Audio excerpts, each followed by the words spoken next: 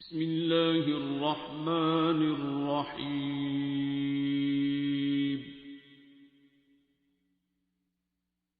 اعوذ باللہ من الشیطان الرجیم، بسم اللہ الرحمن الرحیم۔ السلام علیکم ورحمۃ اللہ وبرکاتہ۔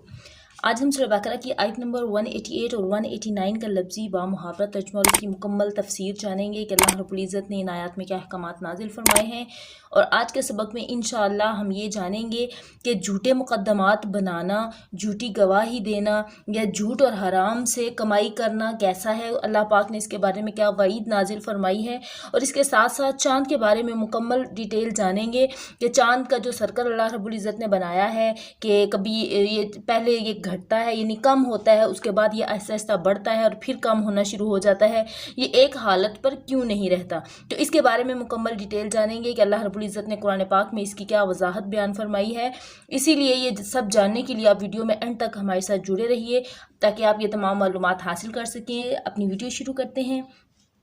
اعوذ باللہ من الشیطان الرجیم، میں اللہ کی پناہ مانگتی ہوں شیطان مردود سے۔ بسم اللہ الرحمن الرحیم، اللہ کے نام کے ساتھ جو بہت مہربان اور نہایت رحم فرمانے والا ہے۔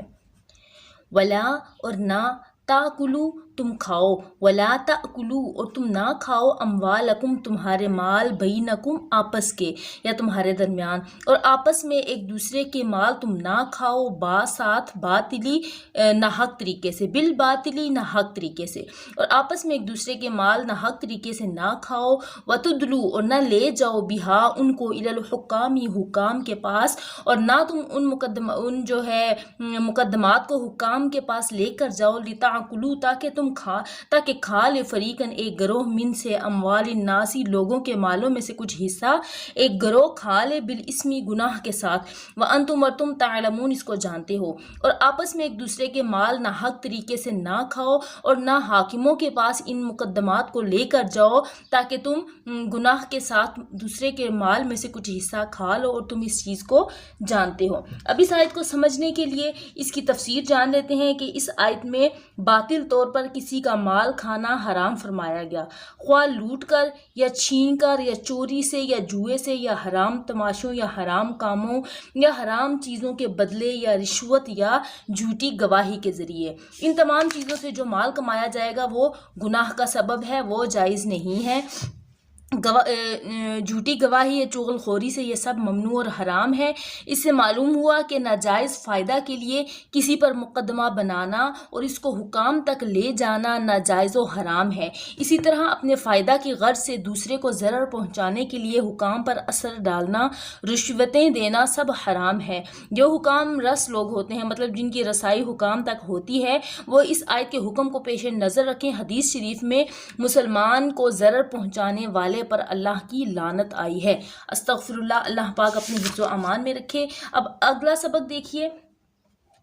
مزید اللہ رب العزت نے فرمایا، یسألونک وہ تم سے پوچھتے ہیں، یسألونک وہ تم سے پوچھتے ہیں، ان بارے میں، اہلتی چاند کے بارے میں، وہ تم سے پوچھتے ہیں چاند کے بارے میں، کل فرما دیجئے، ہیا یہ مواقیت علامتیں ہیں، للناسی لوگوں کے لیے، والحج اور حج کے اوقات ہیں، اور لوگ تم سے چاند کے بارے میں سوال کرتے ہیں تو فرما دو پیارے محبوب کہ یہ علامتیں ہیں لوگوں کے لیے، اور حج کی اوقات ہیں یا حج کی علامتیں اس سے ظاہر ہوتی ہیں۔ اب اس آیت کو سمجھنے کے لیے اس کی تفسیر اور شان نزول دیکھ لیتے ہیں۔ شان نزول، یہ آیت حضرت معاذ بن جبل اور ثعلبہ بن غنم انصاری کے جواب میں نازل ہوئی۔ ان دونوں نے دریافت کیا کہ یا رسول اللہ صلی اللہ علیہ وآلہ وسلم، چاند کا کیا حال ہے؟ ابتدا میں بہت باریک نکلتا ہے، پھر روز روز بڑھتا ہے، یہاں تک کہ پورا روشن ہو جاتا ہے، پھر گھٹنے لگتا ہے، اور یہاں تک گھٹتا ہے کہ پہلے کی طرح باریک ہو جاتا ہے، ایک حال پر نہیں رہتا۔ اس سوال سے مقصد چاند کے بڑھنے اور گھٹنے کی حکمتیں دریافت کرنا تھا۔ بعض مفسرین کا خیال ہے کہ سوال کا مقصود چاند کے اختلافات کا سبب دریافت کرنا تھا۔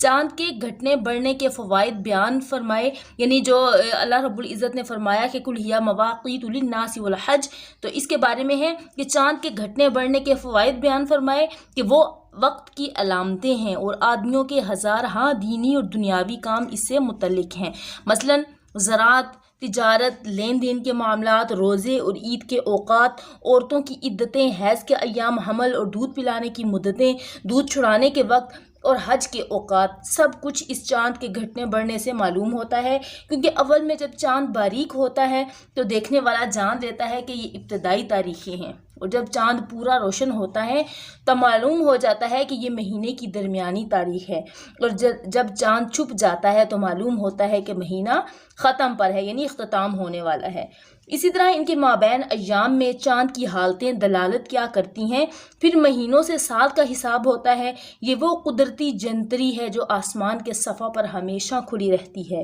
اور ہر ملک اور ہر زبان کے لوگ پڑھے بھی اور بے پڑھے بھی سب اسے اپنا حساب معلوم کر لیتے ہیں۔ سبحان اللہ، اللہ رب العزت نے کتنی یعنی کہ وضاحت کے ساتھ ایک ہی آیت میں پوری ڈیٹیل بیان فرما دی کہ انسان کس طرح اس سے فائدے حاصل کر سکتا ہے اور کس کس اوقات میں کیا کیا اس سے معلومات لی جا سکتی ہیں۔ اب آگے اپنا سبق دیکھتے ہیں۔ ولیسا اور نہیں ہے برو نیکی بِأَن یہ کہ، ولیسا اور نہیں ہے برو نیکی بِأَن یہ کہ، تَأْتُو تم آؤ، بیوتا گھروں میں، اور نیکی یہ نہیں ہے کہ تم آؤ گھروں میں، من سے ظہوریہا اس کی پچھلی دیوار توڑ کر یا پھلانگ کر، اور نیکی یہ نہیں ہے کہ تم گھروں میں پچھلی دیواریں توڑ کر یا پھلانگ کر آؤ، ولیکن اور لیکن، برا نیکی ہے من التقوی جو کہ پرہیزگاری ہے۔ نیکی یہ نہیں ہے کہ تم گھروں کی پچھلی دیواریں پھلانگ کر یا توڑ کر آؤ، بلکہ نیکی تو پرہیزگاری ہے۔ وَأْتُوا اور تم آؤ، بیوتا گھروں میں، من ابوابہا ان کے دروازوں سے، وَاتَّقُوا اور ڈرتے رہو اللہ سے، لعلکم تاکہ تم تفلحون فلاح پا جاؤ، اور اللہ سے ڈرتے رہو تاکہ تم فلاح پا جاؤ۔ اب اس آیت کے اس حصے کو سمجھنے کے لیے اس کا شان نزول دیکھ لیتے ہیں کہ شان نزول یہ ہے کہ زمانہ جاہلیت میں لوگوں کی یہ عادت تھی کہ جب وہ حج کے لیے احرام باندھتے تو کسی مکان میں اس کے دروازے سے داخل نہ ہوتے، اگر ضرورت ہوتی تو پچھلی دیوار کو توڑ کر آتے اور اس کو نیکی جانتے۔ اس پر یہ آیت مبارکہ نازل ہوئی کہ اے ایمان والے لوگو، تم میں ہو یا نہ ہو، تم پچھلی دیواروں کو توڑ کر یا پھلانگ کر مت آؤ، یہ کوئی نیکی نہیں ہے، بلکہ نیکی یہ ہے کہ تم جو کتنے متقی ہو، تمہارے دلوں میں تقوی کتنا زیادہ ہے، صرف یہ تمہاری نیکی ہے، نہ کہ یہ ہے کہ تم لوگوں کو اذیت پہنچاؤ، اور صرف تم اللہ ہی سے ڈرتے رہو تاکہ تم فلاح حاصل کر لو۔ صدق اللہ العظیم۔ امید ہے کہ آج کا سبق آپ کو سمجھ آ چکا ہوگا۔ اگر اس میں کچھ سمجھنا چاہیں تو کمنٹس میں پوچھے گا، انشاءاللہ پوری کوشش کروں گی سمجھانے کی۔ ملتے ہیں ایک نئی ویڈیو کے ساتھ، تب تک دعاؤں میں یاد رکھیے گا۔ جزاک اللہ خیرہ۔ اللہ حافظ۔